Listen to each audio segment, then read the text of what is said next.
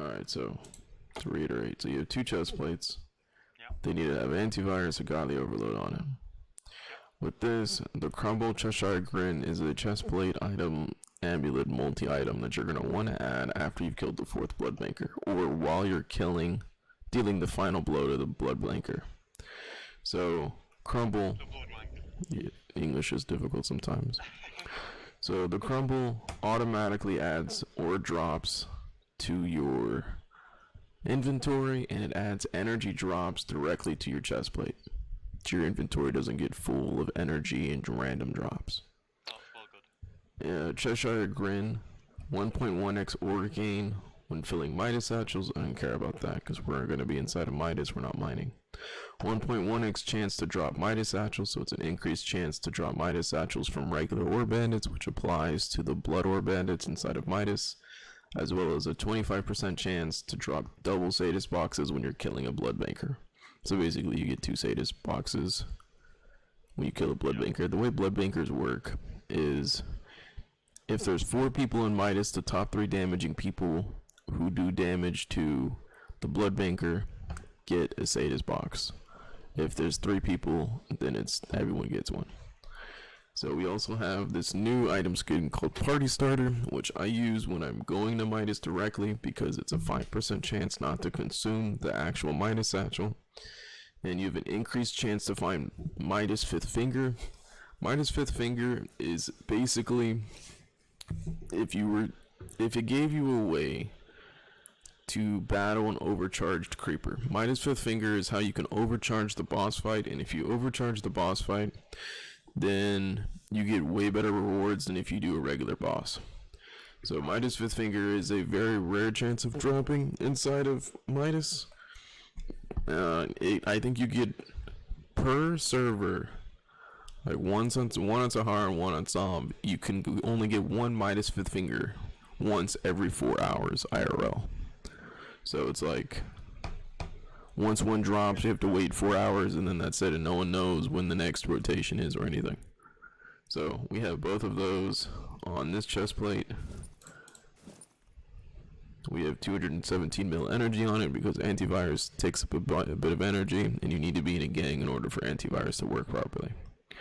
Now, we have Bankroll and Cannonball. Cannonball is a necessity, I believe. Some players argue that it's a skill issue. I argue that it's a necessity. Every bloodbanker that you face, they have 3 random attributes of a pool of like 7 attributes that they can have. The most difficult to deal with, in my opinion, is if they have the reflect attribute and if they have the fire attribute. A fire attribute is a AoE PvE ability where they just spam this like fire aura around you, and you just start taking so much damage. Cannonball Life Ring, every 3rd attack heals for 50% of the damage dealt. It's like having lifesteal. You can just get so much health back. And then if you don't have this, systems will save you, but I'd rather have that. Plus it gives you less damage from div lighting, doesn't help us. It gives you more HP, which does helps us. And then it's attacking a player, so I don't care about. Bankroll, activating a healing trinket grants minus 15% incoming damage for 6 seconds. Activating grappling hook, I don't use grappling hook, but if I did, it would give me more movement speed. Heal 50% of damage negated by enemy's damage limiter. It doesn't really affect us here. 33% chance on no cooldowns on gadgets. So basically, I'm running low on heals. I throw a healing trinket. Now I take less damage. And then on top of that, I have a 1/3 chance that it's not even gonna be on cooldown. So that's really nice for both of these, which is what I would use. Okay, fine. You're right there. But regardless, the minus 15% incoming damage to me is better than the portable picnic, which used to be meta, I believe, for Midas. So that's your. Do you not have a multi amulet with Cannonball on? No, the only multi amulet with Cannonball that you would want, I believe, is Staff Pass for Mutated Cannonball. Mutated Cannonball is nice because it means you do more damage after assist proc, but Mutated Cannonball was like 3 stacks for a single amulet, and I couldn't justify spending about the cost of a pres rank on an amulet, so I didn't do that. We have Bandular Bell. Now you can either do Bandular Bell or First Aid Fanny Pack. I prefer Bandular Bell because of the extra HP and the outgoing damage with swords, which is what we have right here is our sword. So that's why I use Bandular Belt over First Aid Fanny Pack. Now we have Starwall Greaves right here, and there's a couple different variations of boots you can use. I prefer Starwall Greaves because it's implants at Badlands and it's Gears 4. I mean, there's not really much else to say for that. And then we have the combat helmet, which is plus and minus outgoing and incoming PvE damage as well as HP, which is nice. Now, there's a lot of speculation. I'll throw a mask on there. I think it's fine. I can take that off. I'll probably put a triple mask. It doesn't matter to me which one. It'll probably be like buff, endurance, and focus, which I have somewhere. We have a mask chat. Let's see. Down here. Yeah, so probably a prisoner combo is nice. Right here, prisoner, endurance, and focus is the mask that I would use. Because prisoner's outgoing, endurance is minus incoming, and then focus is plus 4% outgoing. So that's the mask that I would use on it. Now, with swords, you have a couple different variations that you can use. You can use Mutated Skeleton Key, which works with Frenzy. It'll increase your Frenzy stacks, which we have Demonic Frenzy 3. It goes up to 4, and that's always nice to just have more Frenzy stacks because then you deal more damage. And then you have the Cactusword, which the Cactusword replaced Spinal Tap as being the best skin for Midas. Cactusword dealing 1.4x outgoing damage at Badlands, plus 10% chance for double Ord Bandit drops, and then plus 25% chance to gain double energy, XP, and cash from special bandits and Badlands. I don't care about that third one, but them first two are nice for our sword. Now we're just using an ASI or an AC, however the fuck you pronounce it. The biggest misconception I think on swords is people think system electrocution is still meta, and it's not, because what deals a lot of your damage is endless pummel, and system electrocution blocks your endless pummel hits, so that's why we're not using system electrocution on it. Now I took Div Lightning off. You can have a regular ASI with Div Lightning on. Huh? Oh yeah, I have this on my axe. I'll explain my axe here in a second. You can have Div Lightning on your ASI. I don't really see any difference. I think Div Lightning actually is worse, because Div Lightning I think blocks your hits, but I don't really notice a difference. I just like it now. I don't have to use the cosmic energy that I would have used on it. Now, my axe. It's a Yeti Ax just because I like it blue. There is no other reason. You can use whatever the fuck you want with it. I just like the fact that it's blue in my hotbar.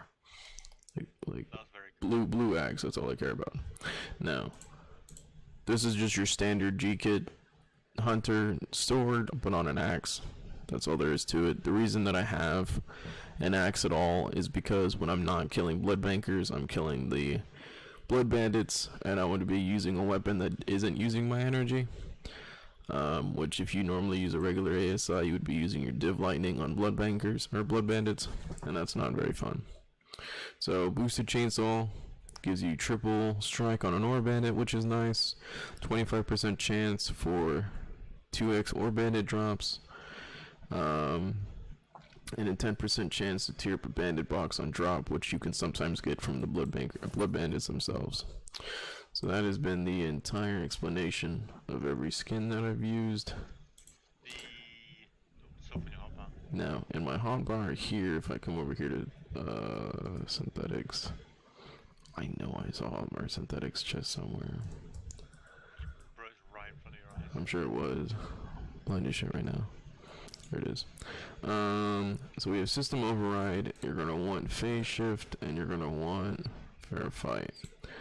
These are the main synthetics. I think the way that I have my hotbar laid out is I have my this one on, and then I have this in my hotbar, and then I have this one on, and then I think I have this close by, and then I just have this inside my inventory.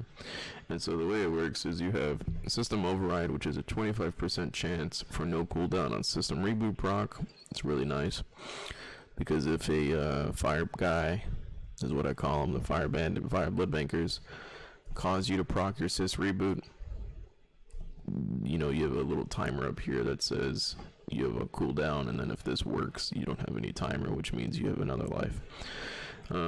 Phase shift, passive 7.5% dodge. That's just nice to have in general. Fair fight, that's so hard to read, but it says minus 5% incoming damage, which is nice just to have. And we have our healing trinket. We have a max rotation with 3 level 4 Bandit King pets, which means we'll have a constant plus 40% damage, 2-minute duration. Now what I could do is if I look at blocks here, I didn't invest any because I was doing other shenanigans, but one of the things that you could also do for Midas is getting these things called House of Cards, which gives you more blood diamonds, a chance to keep a finger. Every time you kill a blood banker, it'll give you a finger on your scoreboard here, so you have a chance of keeping the finger when you enter the boss. You gain chance to gain HP when you hit a blood banker, and plus 4% outgoing PvE damage in Midas Vault.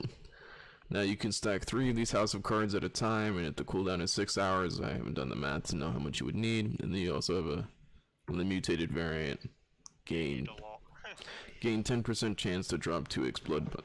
If you run extra House of Cards, you'd need 3 per, so that's 12, 48 of them? Yeah, do not have 48 of those.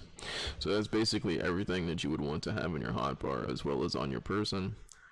And I mean that's basically it for the explanation of the setup.